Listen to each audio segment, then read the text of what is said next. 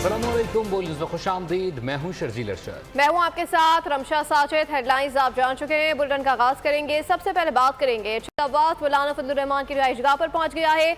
JUI की party policy तय करने के लिए मौलाना फजलुर रहमान की ज़ेर सदारत पार्लिमानी पार्टी के अहम अरकान से मुशावरत की गई। इस पर मजीद जानेंगे। डिप्टी ब्यूरो चीफ अली शेर से मुशावरत की गई है। क्या डिस्कस किया गया है, इंसाइट्स क्या हैं?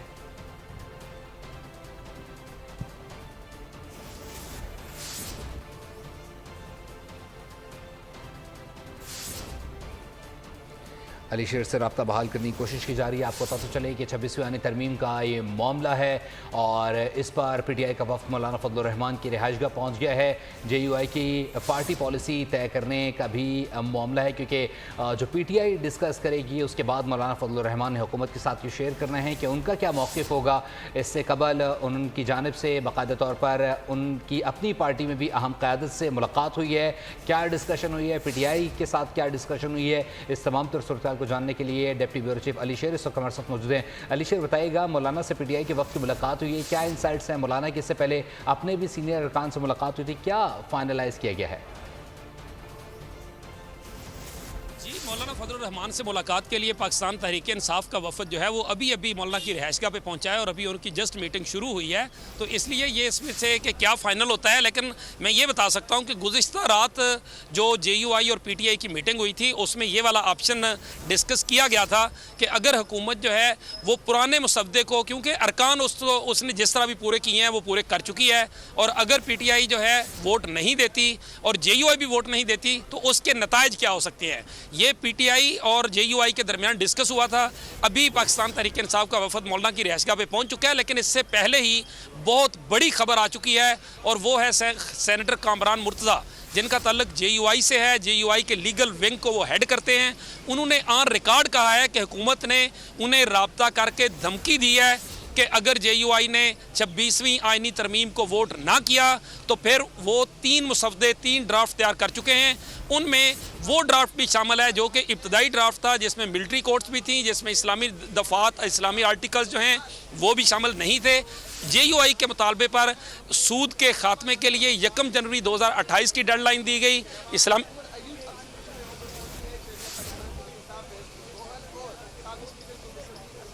जी अली शेर, आप आगाह करे थे। सेनेटर कामरान मुर्तज़ा ने दावा किया है कि हुकूमत ने उन्हें धमकी दी है।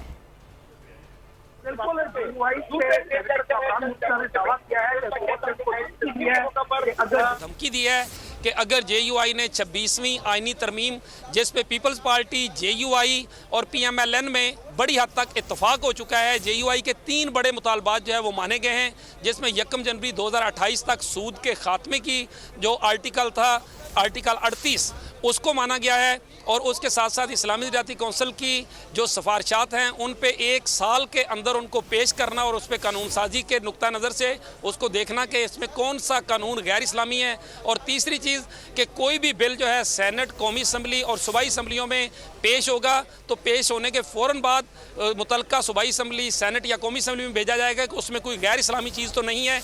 ये 3 दफ़ात के बारे में कामरान मुर्तज़ा ने कहा है कि हुकूमत का यह कहना है कि अगर आपने वोट ना दिया JUI ने तो वो ना सिर्फ मिलिट्री कोर्ट्स मुसवदे में डाल देगी, जो कि पहले ही डाला हुआ है, पहले इब्तदाई मुसवदा है, इस्लामी दफात निकाल देगी। अब JUI एक मखमसे का शिकार हो गई है, गुमगो का शिकार हो गई है कि एक तरफ हुकूमत धमकी दे रही है और दूसरी तरफ वो बंदे भी पूरे कर चुकी है। कहीं ऐसा ना हो कि जो कुछ हमने हासिल किया है वो भी जाता रहे। अब तक की JUI की जो बॉडी लैंग्वेज है, जो एक्शंस है, जो गुफ्तगू है, वो यही बता रही है कि JUI जो है इस्लामी दफात को बचाने के लिए, अपने पार्टी के मंशूर की दफात को बचाने के लिए इस तरमीम की वोट जो है, बिल जो है, इसको वोट देने जा रही है। यहाँ से सेनेटर जो है वो रवाना हो चुके हैं। पार्लिमानी जो सेनेटर है मौलाना अताउर रहमान, उनके चैम्बर में जाकर बैठेंगे और इंतज़ार करेंगे कि मौलाना फजलुर रहमान हतमी तौर पर फैसला क्या करेंगे। कामरान मुर्तज़ा ने हुकूमती पैगाम मौलाना फजलुर रहमान को पहुँचा दिया है। अब PTI का वफद जो है वो यहाँ पे पहुँच चुका है। कामरान मुर्तज़ा साहब ने ये क्लैरिटी से कहा कि अभी तक वोट देने या ना देने का फैसला नहीं हुआ, ताहम JUI जो है वो ज़रूर देखेगी कि उसका मफाद या उसकी जो दफात हैं, जो उसके आर्टिकल्स हैं, वो किस तरह से सेव हो सकते हैं। तो जो इस बात का इशारा है कि JUI चाहती है कि ये जो उन्हें कामयाबी हासिल हुई है इस्लामी दफात के हवाले से, उनको बरकरार रखा जाए। दूसरी तरफ रात की जो मुलाकात हुई थी उसके बारे में मैं ये बता सकता हूँ कि PTI और JUI के दरमियान जो मुशावरत हुई थी इन ऑप्शंस पे कि अगर पीटीआई वोट नहीं देती और उसके नताइज क्या हो सकते हैं, तो उसमें ज़राए का ये बताना है जो उस मीटिंग में मौजूद थे कि पीटीआई और जेयूआई में ये बात तो तय हो गई है कि दोनों मिलके चलेंगे, और दूसरी बात ये भी तय हो गई है कि पीटीआई जो है वो बतौर एहतजाज वोट नहीं करेगी, लेकिन ऐवान में मौजूद होगी, अपनी तजावीज़ देगी और उसके साथ साथ जो है वो उस पर शोर करेगी, हंगामा करेगी। और अगरचे उसके अरकान जो है बड़ी तादाद में मौजूद नहीं होंगे, चंद अरकान जो है वो कौमी असम्बली में और चंद जो है वो सेनेट में होंगे, लेकिन वो बतौर एहतजाज जो है वो वोट नहीं देंगे कि हमारे अरकान को उठाया जा रहा है, हरासा किया जा रहा है। बाकी जो चीज़ें उनकी हैं, हमें बारी पीटीआई से मंडे की मुलाकात का कहा था, वो नहीं कराने दी गई, वो जो उनका एक बयानिया है, जो बातें हैं वो करेंगे, और जेयूआई जो है वो वोट देगी। दोनों के दरमियान जो चीज़ें तय हुई है अब तक, रात की मीटिंग का जो मैं अपडेट रखता हूं, उसमें दोनों आपस में जो है वो इकट्ठे हैं, अलग अलग नहीं हैं। मिलिट्री कोर्ट्स और इस्लामी दफात को बचाने के लिए मिलिट्री कोर्ट्स जो है वो ना शामिल हों, इसके लिए पीटीआई और जेयूआई इत्तफाक राय रखती हैं ताकि जेयूआई वोट दे दे और मिलिट्री कोर्ट जो है वो उसमें आइन में ना आ सके, जबकि दूसरी तरफ जो इस्लामी दफात हैं वोट देने से वो भी बच सके। तो इस तरह से इनका लाइजान आपस में, मेरे ज़राए के मुताबिक इनका लाइजान बन चुका है। इनके दरमियान इस बात के ऊपर ये कि पीटीआई बतौर एहतजाज वोट ना दे, अपना एहतजाज करे, जबकि जेयूआई जो है वो वोट दे, और इस तरह से करके ये आपस में मिल के मिलिट्री कोर्ट से भी बच जाए और इस्लामी दफात भी बचा ले। इस तरह की स्ट्रेटजी जो है वो इनकी तय किस तरह से अपने जो मुतालबात हैं वो भी बनवाए जाएं और वोट भी कास्ट ना किया जाए। यकीनी तौर पर जेयूआई जो एक मुश्किल सूरत हाल में दिखाई देगी। अली शेर इस वक्त हमारे साथ मौजूद थे, तमाम तर सूरत हाल से मैं अपडेट करते बहुत शुक्रिया। आम खबर शामिल करेंगे बिलावल भुट्टो की मौलाना फजलुर रहमान से आज दोबारा मुलाकात का इम्कान है। बिलावल भुट्टो पार्लियामानी पार्टी इजलास के बाद मौलाना से मिलेंगे। इसी पर मजीद बात करने के लिए हमारे साथ नुमाइंदा बोल न्यूज़ मलिक सईद मौजूद है। मलिक सईद, आगाह कीजिएगा, आज फिर बिलावल भुट्टो मौलाना फजलुर रहमान से मुलाकात करेंगे?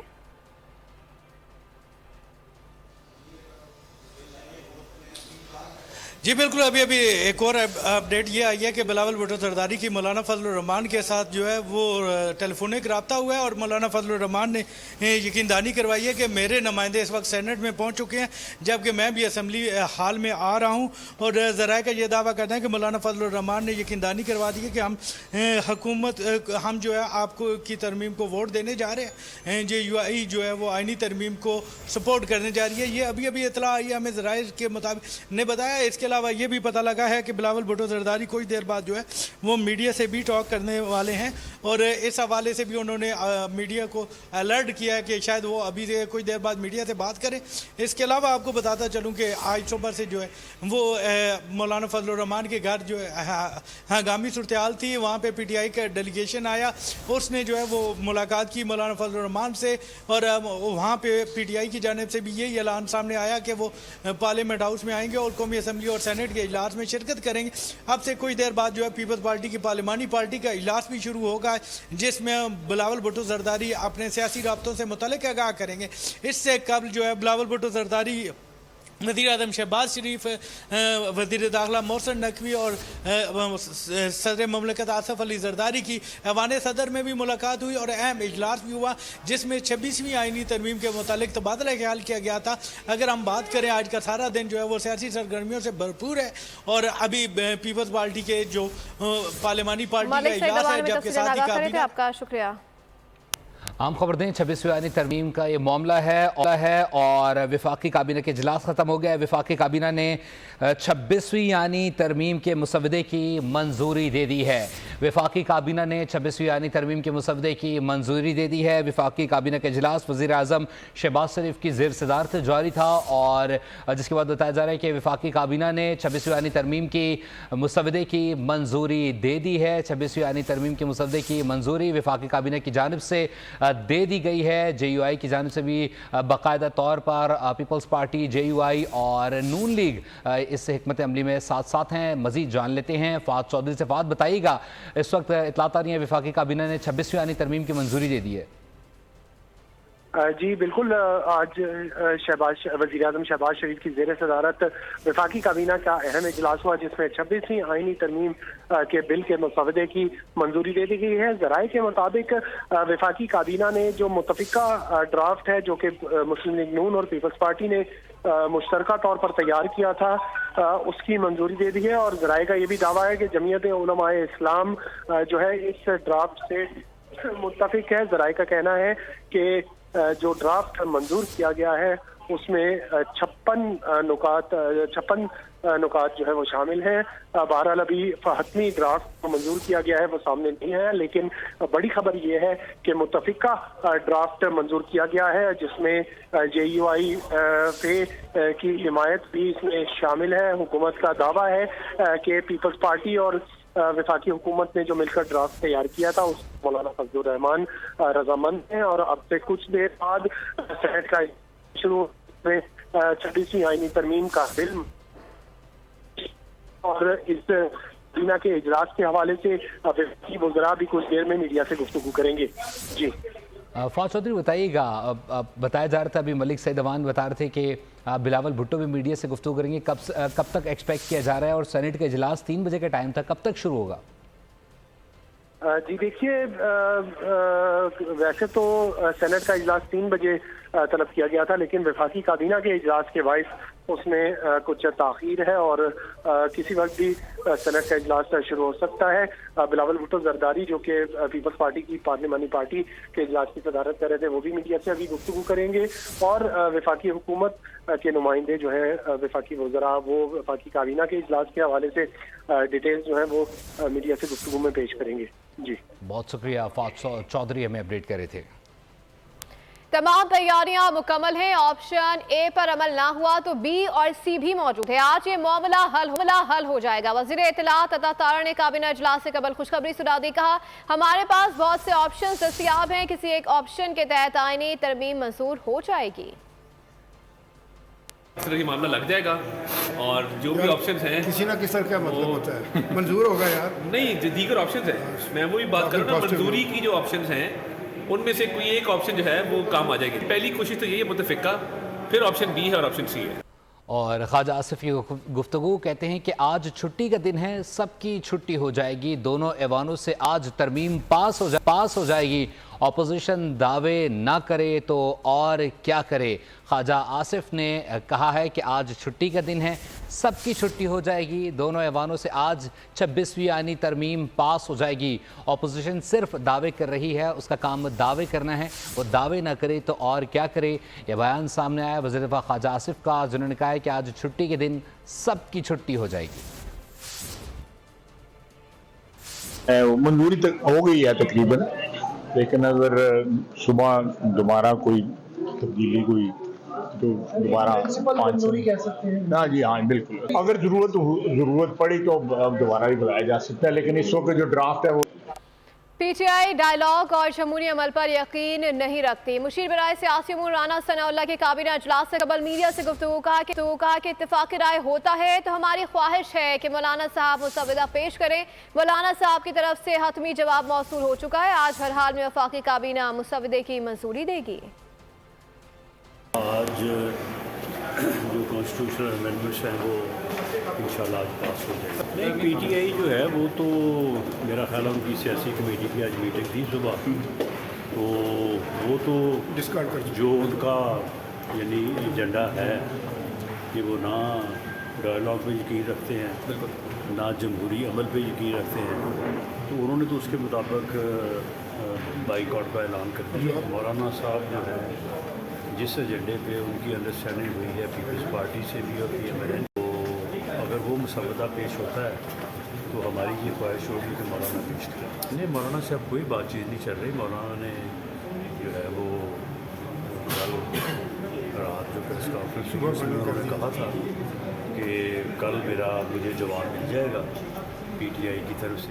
और अहम खबर शेयर करें कि आनी तरमीम से कबल पीटीआई के कैंप में हलचल मच चुकी है। पीटीआई के 11 अरकान का पार्टी से राब्ता मुनक़ता है। आपको पता तो चलें, जिन अरकान से राब्ता नहीं हो रहा उनमें 2 सेनेटर्स, 9 अरकान कौमी असम्बली शामिल हैं। पीटीआई क़यादत को कोशिश के बावजूद राब्ते में कामयाबी न मिल सकी। अपोजिशन लीडर उमर अयूब की जानिब से भी 7 अरकान से राब्ता न होने की तस्दीक की गई है। चेयरमैन पीटीआई बैरिस्टर गौहर ने भी 2 सेनेटर से राब्ता मुनक़ता होने का बता दिया है, जिनमें जैन कुरैशी, ज़हूर कुरैशी, ब्रिगेडियर असलम घुमन से राब्ता नहीं हो रहा। उस्मान अली, रियाज फतियाना, मिकदार हुसैन और चौधरी इलियास से भी राब्ता नहीं हो रहा। औरंगज़ेब खान और मुबारक ज़ेब खान से भी राब्ता बहाल नहीं हो रहा है। ऑक्सफोर्ड यूनिवर्सिटी इलेक्शन में बानी पीटीआई की साख को शदीद धचका। चांसलर के दौर से बानी पीटीआई क्यों बाहर कर दिए गए? वजूहात पर बरतानवी और आलमी मीडिया में भरपूर कवरेज की गई। ऑक्सफोर्ड यूनिवर्सिटी इलेक्शन में बानी पीटीआई चांसलर के दौर से क्यों बाहर कर दिए गए? आलमी मीडिया ने सवाल उठा दिए, मदामीन का अंबार लग गया। चांसलर इलेक्शन की नाअहली के मुख्तलिफ पहलुओं पर बहस। कहा गया कि ऑक्सफोर्ड इलेक्शन के दौर से बाहर होना बानी पीटीआई की साख के लिए शदीद नुकसानदेह साबित हो रहा है। सरकारी तहाइफ बेचना और रियासती राज अफशा करना बानी पीटीआई की नाअहली का बाइस बना। मैट्रिक्स चैम्बर्स की कानूनी राय बानी पीटीआई को ले बैठी। करप्शन केसेस में सजा याफ्ता होने की वजह से चांसलर के मनसब के लिए बानी पीटीआई नाअहल है। सरकर्दा किंग्स काउंसिल की कानूनी राय नजरअंदाज करना ऑक्सफोर्ड यूनिवर्सिटी के लिए मुमकिन न था। ग्लोब बैनर ने सवाल उठाया कि जो शख्स यूनिवर्सिटी की सरबराही के लिए नाअहल है, वो 24 करोड़ अवाम के मुल्क की हुकूमत की सरबराही के लिए अहल कैसे हो सकता है? बानी पीटीआई की नाअहली पर the Guardian, Telegraph, Daily Mail, BBC और दी इंडिपेंडेंट समेत 2 दर्जन से जायद आलमी अखबारात और जराइद में 6 सुर्खियां जमाई गयी। खबर शामिल करेंगे कराची लियारी ली मार्केट में 4 खवातीन के लड़ज़ाखेज़ कत्ल का मामला। मुकदमा मकतूल शमशाद बेगम के शौहर फारूक की मुद्दत में दर्ज कर लिया गया। मुकदमा नामन मफरात के खिलाफ है। ताहम फारूक ने कत्ल का शुबा बेटे बिलाल पर जाहिर किया है। उसके बाजू, कलाई और उंगलियों पे जख्म के निशान भी पाए गए हैं। पुलिस ने कहा है कि अब तक कोई गिरफ्तारी अमल में नहीं आई। बिलाल पर मुलविस होने के कभी इम्कान हैं, ताहम उसने अब तक एतराफ़ जुर्म नहीं किया है। और अभी आपको बताएं कि रवा माह साल के पहले 3 माह में मोबाइल फ़ोन की दरामदात में कमी आ गई है। दारा शुमारियात के मुताबिक जुलाई ता सितंबर मोबाइल फ़ोन की दरामदात में 22.86% की कमी हुई है, जबकि साल की पहली तिमाही में 68 अरब रुपए से ज़्यादा के मोबाइल दरामद किए गए। माह सितंबर में माह अगस्त के मुकाबले में मोबाइल फ़ोन दरामद में इजाफा हुआ। सितंबर मोबाइल फ़ोन की कुल दरामद 28 अरब 55 करोड़ रुपए से ज़्यादा रही।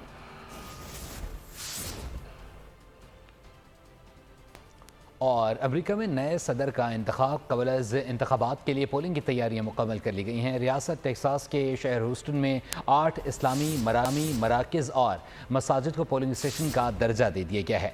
मज़ीद जानते हैं बोल न्यूज़ के नुमाइंदे कामरान जिलानी की इस रिपोर्ट में। अमेरिका में नए सदर का चुनाव, ह्यूस्टन में कबल इंतखाब के लिए पोलिंग की तैयारियां मुकम्मल। रियासत टेक्सास के मिनी पाकिस्तान करार दिए जाने वाले शहर ह्यूस्टन में 8 इस्लामी मराकज़ और मसाजिद को पोलिंग स्टेशन का दर्जा दे दिया गया। इंतखाब शऊर बेदारी से मुताल्लिक काम करने वाली तंजीम के साबिक सरबरा एजे दुर्रानी ने बोल न्यूज़ से गुफ्तगू में कहा कि वोटर्स की सहूलत के लिए पोलिंग स्टेशन की तादाद बढ़ाई है। रिपब्लिकन हो या डेमोक्रेट हो या ग्रीन पार्टी हो, अच्छे लोग भी हैं जो कि ह्यूमन राइट्स के लिए खड़े होते हैं और फ़लस्तीनियों के लिए खड़े हुए हैं। कम्युनिटी रहनुमा रफ़ी अजीज ने हक़ राय दही के इस्तेमाल से पहले उम्मीदवार के बारे में तहकीक पर जोर दिया। हमारी कोशिश ये है कि यहाँ भी मुसलमान हों, वो जाके इस साल के इलेक्शन में नवंबर 5 के इलेक्शन में पार्टिसिपेट करें, हिस्सा लें। अमेरिका में मुसलमान वोटर्स की तादाद 25 लाख। दुनिया के अमीर तरीन शख्स एलन मस्क ने अमेरिका में सदारती इंतखाब के लिए उम्मीदवार डोनाल्ड ट्रंप की हिमायत में सबको पीछे छोड़ दिया। एलन मस्क ने ऐलान किया है कि अमेरिकी सदारती इंतखाबात तो 5 नवंबर को होंगे। तब तक वो हर रोज़ $10 लाख ऐसे शख्स को देंगे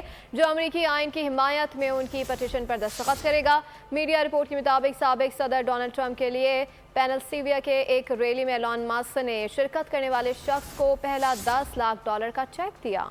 लाहौर में शौमी पॉपरन के ज़ेर एहतमाम पहली मैराथन का इनेकाद किया गया। इवेंट में मर्दों, ख़वातीन और बच्चों समेत 600 अफराद ने हिस्सा लिया। मैराथन में शहरियों का जोशो खरोश दीदनी रहा। अफजाल अब्बासी रिपोर्ट कर रही हैं। लाहौर में शामी ने किया पहली मैराथन का इनेकाद। मर्द, खवातीन और बच्चों ने खूब दिलचस्पी दिखाई। 600 एथलीट्स 5 किलोमीटर के ट्रैक पर दौड़े। साहिवाल के मोहम्मद अख्तर ने पहली पोजीशन हासिल की। 15 मिनट 56 सेकंड में फिनिश लाइन तक पहुंचे। वुमेन्स कैटेगरी में किरण शहजादी सबसे आगे रही। लाहौर में होने वाली मैराथन मैंने विन की है, इसके लिए मैं बहुत खुश हूँ और अल्हम्दुलिल्लाह मैं वर्ल्ड चैंपियन हूँ। मेरा नाम इरम शहजादी है। मैंने रोड रनिंग की तरफ से पार्टिसिपेट किया है और मुझे बहुत खुशी हुई, मैं फर्स्ट पोजीशन पे आई हूँ। इस तरह के इवेंट्स पाकिस्तान में होने चाहिए ताकि गर्ल्स में कॉन्फिडेंस लेवल अप हो और वह पाकिस्तान का नाम रोशन करे। आज का ये जो रेस थी ये बहुत ही अच्छी रेस रही हमारी, क्योंकि हम लोग पिछले कई महीनों से ट्रेनिंग करते हैं और इस ट्रेनिंग का जो आज हमारा एक्सपीरियंस था उसके रिलेटेड बहुत अच्छा रहा। शामी के head of marketing Sufiyan Ahmed ने कहा, मैराथन में शहरियों का जोश खरोश दीदनी था। आज का जो हमारा इवेंट है वो एक पॉप रन इवेंट है जो कि हमारा ग्लोबल आईपी है, which is a marathon race. जिस तरह रिस्पॉन्स दिया क्राउड ने, the way family showed up और जिस तरह सब भागे हैं पूरे मैराथन के ऊपर, the pull out is amazing. Director sale Shahrukh Rohela कहते हैं, शाओमी की जानिब से पाकिस्तान ने पहली मैराथन को शहरियों ने खूब सराहा। आज पहली दफ़ा पाकिस्तान में हुआ है, काफ़ी हम बहुत एंथुजियाज्म हमने देखा है यहाँ पे लोगों का, and energy is highly amazing. Marathon में पोजीशंस हासिल करने वाले एथलीट्स को नक़द इनामात दिए गए। पुरंदाजी के जरिए शुरका में तोहफ़े भी तकसीम किए गए। कैमरामैन आसिफ परवेज के साथ अफजाल अब्बासी, बोल न्यूज़, लाहौर। अमरीकी शहर ह्यूस्टन में मारूफ गुलकार और कव्वाल उस्ताद राहत फ़तेह अली खान की शानदार परफॉर्मेंस ने समा बांध दिया। कॉन्सर्ट हॉल NRG अरीना में मुनक़िदा म्यूजिकल नाइट में लोगों की शिरकत के साबिक तमाम रिकॉर्ड टूट गए। इस मौके पर राहत फ़तेह अली खान ने खुसूसी गीत गाकर अनजहानी खातून रुकन कांग्रेस शीला जैक्सन को खराज अक़ीदत पेश किया। कामरान जिलानी की रिपोर्ट देखिए। आम खबर दें, बिलावल भुट्टो जरदारी की पार्लियामेंट हाउस में मीडिया से गुफ्तगू।